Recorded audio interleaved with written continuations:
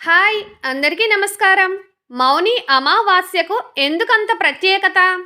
ఉత్తరప్రదేశ్లోని ప్రయాగ్రాజ్లో జనవరి 13న ప్రారంభమైన కుంభమేళా ఫిబ్రవరి 26 వరకు కొనసాగనుంది. ఈ సమయంలో కోట్లాది మంది భక్తులు పుణ్యస్నానాలు ఆచరించనున్నారు. కుంభమేళా జరిగే రోజుల్లో కొన్ని తిథులను ప్రత్యేకమైనవిగా భావిస్తారు. వాటిలో మౌని అమావాస్య ఒకటి. మాఘమాసంలో వచ్చే ఈ అమావాస్య నాడు గంగా నదిలో స్నానం చేస్తే పాపాల నుండి విముక్తి లభిస్తుందని హిందూ పురాణాలు చెబుతున్నాయి. మౌని అమావాస్య జనవరి 29 బుధవారం నాడు వచ్చింది. హిందూ క్యాలెండర్ ప్రకారం మౌని అమావాస్య మాఘమాసంలో వస్తుంది. అందుకే ఈ అమావాస్యను మాఘ అమావాస్య అని కూడా పిలుస్తారు. ఆ రోజున ఎవరైనా తమ పెద్దలకు పిండ ప్రదానం చేస్తే వారు పితృదోషం నుండి విముక్తి పొందుతారని పెద్దలు చెబుతుంటారు. ఇదే విధంగా మౌని అమావాస్య నాడు దానం చేయడం శుభప్రదంగా పరిగణిస్తారు. ఇప్పుడొచ్చిన మౌని అమావాస్య మహా కుంభమేళా జరుగుతున్న సమయంలో రావడం విశేషంగా భావిస్తున్నారు.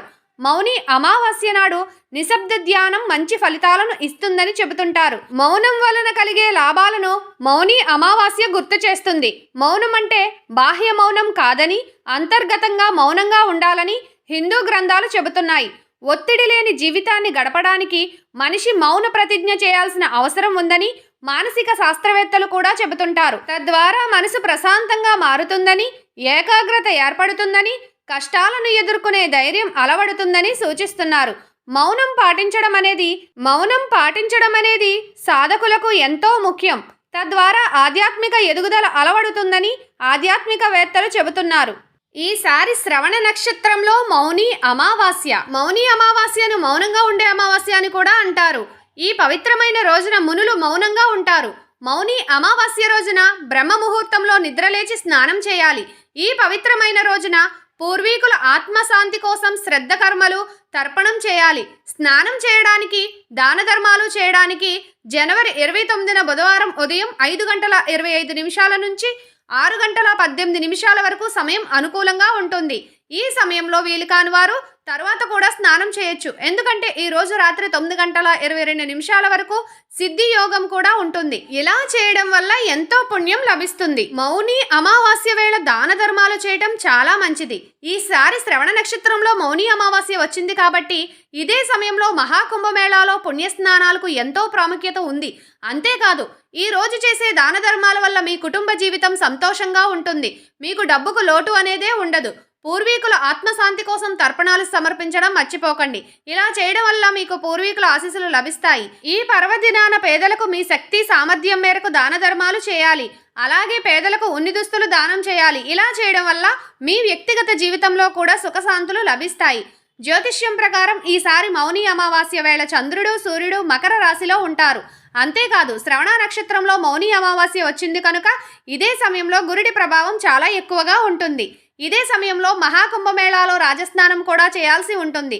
దీంతో ఈ తొలి అమావాస్యకు ప్రత్యేక ప్రాధాన్యత ఏర్పడుతుంది. మరోవైపు మౌని అమావాస్య రోజున చంద్రుడు మనకు దర్శనమివ్వడు. అందుకే ఈ రోజున ఏమైనా ముఖ్యమైన నిర్ణయాలు తీసుకుంటే వాటి నుంచి ఆశించిన ఫలితాలు రావని పండితులు చెబుతుంటారు. మౌని అమావాస్య నాడు చంద్రుడితో సంబంధం ఉన్న రుద్రాక్షమాలను ధరించడం వల్ల మానసిక ప్రశాంతత లభిస్తుంది. మౌని అమావాస్య గంగానది స్నానం ప్రాముఖ్యత. మౌని అమావాస్య రోజున పితృదేవతలకు నైవేద్యాలు, పిండ ప్రదానం, దానాలు కూడా చేస్తాము. ఆ రోజున గంగా స్నానం కూడా చేయటం చాలా ప్రాముఖ్యతను కలిగి ఉంటుంది. పెద్దలు ఉత్తమ లోకాలకు చేరుకోకుండా మధ్యలోనే ఉంటే ఆ రోజు జనవరి 29న వారి పేరున నీళ్లు, నువ్వులను తర్పణాలు వదిలితే ఉత్తమ లోకాలకు చేరుకుంటారని పండితులు చెబుతున్నారు. మౌని అమావాస్య రోజున సూర్యోదయానికి ముందు గంగా నదిలో స్నానం చేసే సాంప్రదాయం ఉంది. మౌని అమావాస్య నాడు గంగా నదిలో స్నానం చేయడం అమృతంలో స్నానం చేయడంతో సమానమని భావిస్తారు. మౌని అమావాస్య నాడు గంగా నదిలో స్నానం చేసేవారికి అమృతంలో స్నానం చేసినంత ప్రయోజనాలు లభిస్తాయని నమ్ముతారు. హిందూ మతంలో గంగా నదిలో స్నానం చేయడం చాలా పవిత్రంగా భావిస్తారు. గంగా నదిలో స్నానం చేయడం ద్వారా ఒక వ్యక్తి చేసే పాపాలు తొలగిపోతాయి. పురాణాల ప్రకారం గంగా నదిలో స్నానం చేయడం వల్ల పవిత్రత సముద్ర మథనానికి సంబంధించినదని చెబుతారు. సముద్ర మథనం సమయంలో అమృతపు కుండ ఉద్భవించింది. దీని గురించి దేవతలకు, రాక్షసులకు మధ్య అమృత కలశం విషయంలో గొడవ జరిగింది. ఈ సమయంలో కలశం నుండి కొన్ని నీటి చుక్కలు ప్రయాగ్రాజ్, హరిద్వార్, ఉజ్జయిని, నాసిక్కుల్లో పడ్డాయి. ఈ ప్రదేశాలలో ప్రవహించే నదుల నీరు అమృతం పడటం వల్ల స్వచ్ఛంగా మారింది. అందుకే పండుగలు పౌర్ణమి, అమావాస్య వంటి తిథి దినాల్లో గంగా స్నానం చేస్తారు. మౌని అమావాస్య కథ. గరుడ పురాణం ప్రకారం ఇది పురాతన కాలం నాటి విషయమని గరుడ పురాణం ద్వారా కాంచీపురం అనే నగరంలో దేవస్వామి అనే బ్రాహ్మణుడు తన కుటుంబంతో నివసిస్తున్నాడు. అతని భార్య చాలా ధార్మికురాలు, పతివ్రత, గుణవంతురాలు. దేవస్వామి బ్రాహ్మణ దంపతులకు 7 కుమారులు, 1 కుమార్తె ఉన్నారు. దేవస్వామి తన కుమార్తె వివాహం కోసం జ్యోతిష్యుడిని సంప్రదించినప్పుడు జ్యోతిష్కుడు ఆ బ్రాహ్మణుని జాతకంలో గ్రహాల స్థితిని చూసి విచారకరమైన వార్త చెప్పాడు. నీకు అల్లుడుగా నీచుడు, దుర్మార్గుడు, తల్లిదండ్రులను పట్టించుకోనివాడు, భార్యను, అత్తమామలను ఇబ్బంది పెట్టేవాడు వస్తాడని చెబుతాడు. అంతేకాదు పెళ్లి అయిన అనతి కాలంలోనే నీ కుమార్తె వితంతు అవుతుందని చెబుతాడు. విధి అలా ఉంది, దాన్నెవరూ తప్పించలేరు కదా అని జ్యోతిష్కులు చెబుతారు. ఏది జరగాలో శివుడి ఆజ్ఞ మేరకు బ్రహ్మ సృష్టిస్తాడని పురాణాలు చెబుతున్నాయి. కాలం గడిచిన తరువాత దేవస్వామి కుమార్తెకు వివాహ వయసు రావడంతో ఓ బ్రాహ్మణునకు నరసింహుడు అనే వ్యక్తికిచ్చి పెళ్లి చేస్తారు. నరసింహుడు చాలా దుష్టుడు, చెడ్డవాడు అని తెలిసినా అతని తల్లిదండ్రులు దాచిపెట్టి వివాహం అయిన తరువాత అయినా మారుతాడేమోనని గుణవంతురాలు, వినయశీలి అయిన దేవస్వామి కుమార్తెను కోడలిగా తెచ్చుకున్నారు. పెళ్లి అయిన తరువాత నరసింహుడు చెడు అలవాట్ల వలన మద్యం సేవిస్తూ మాంసం తినుచు భార్యను కూడా తినమని బలవంతం పెట్టేవాడు. నిత్యం నరసింహుడు తన భార్యను చిత్రహింసలు పెట్టేవాడు. ఇలా ఉండగా నరసింహుడి ఆగడాలను భరించలేక అతని తండ్రి చంపేశాడు. ఇలా ఆయన చేసిన పాపాల వలన ఇటు స్వర్గానికి అటు నరకానికి వెళ్ళలేక మధ్యలో ఊగిసలాడుతున్నాడు. ఆ సమయంలో నరసింహుడి బాధ వర్ణనాతీతం. ఇలా ఉండగా గంగానదిలో నరసింహుడి తండ్రి పిండ ప్రదానం చేశాడు. అది కూడా మౌని అమావాస్య రోజున చేయడంతో నరసింహుడు ఉత్తమ లోకాలకు చేరుకున్నాడు. కుంభమేళాలో స్నానం అతి ముఖ్యమైన ఆచారం. అయితే మకర సంక్రాంతి నుండి ప్రారంభించి ప్రతిరోజు సంగమంలో స్నానం చేయడం పవిత్రంగా భావిస్తారు. కొన్ని ప్రత్యేకమైన పవిత్ర స్నాన తేదీలు ఉన్నాయి. వీటిని అమృత స్నానం అని పిలుస్తారు. జనవరి 29న జరిగే మౌని అమావాస్య మహాకుంభమేళాలో 3వ పవిత్రమైన తేదీ అవుతుంది. మౌని అమావాస్య కాకుండా వచ్చే నెల ఫిబ్రవరి 2025లో మరో 3 రోజులుంటాయి. ఈ 3 రోజులు ఫిబ్రవరి 3 అంటే బసంత పంచమి రోజు సోమవారం, ఫిబ్రవరి 12 అంటే మాఘ పూర్ణిమ, ఫిబ్రవరి 26 అనగా మహాశివరాత్రి రోజున అమృత స్నానాలు ఆచరిస్తారు. మౌని అమావాస్య వేళ ఏ దేవుణ్ణి ఆరాధించాలి, ఏ ఆలయాలకు వెళ్ళాలి అంటే హిందూ మత గ్రంథాల ప్రకారం ప్రతి ఏడాది జనవరి లేదా ఫిబ్రవరి మాసంలో మౌని అమావాస్య వస్తుంది కదా. ఈ నేపథ్యంలో ఈసారి 29న వచ్చింది కాబట్టి, బుధవారం రోజున వచ్చింది కాబట్టి ఆధ్యాత్మిక పరంగా మౌని అమావాస్యకు ఎంతో ప్రాధాన్యత ఉంది. కాబట్టి మౌని అంటే మౌనంగా ఉండటమని అర్థం. అమావాస్యలో అమ అంటే చీకటి అని, వాస్య అంటే కామమని అర్థాలు ఉన్నట్లు పురాణాల్లో ప్రస్తావించబడింది. ఈ అమావాస్యకు మరో అర్థం ఏంటంటే పగలు మౌనంగా ఉండి చీకటిని, కామాన్ని తొలగించుకోవాలని శాస్త్రాలు చెబుతున్నాయి. జ్యోతిష్య శాస్త్రం ప్రకారం చంద్రగ్రహం మనుషుల మనసును నియంత్రించే అవకాశం ఉంటుంది. అందుకే మౌని అమావాస్య రోజున మనకు చంద్రుడు దర్శనమివ్వడు. అంతేకాదు ఈ రోజున మాట్లాడే మాటల వల్ల, తీసుకునే ముఖ్యమైన నిర్ణయాల వల్ల శుభ ఫలితాలు రావని చాలా మంది నమ్ముతారు.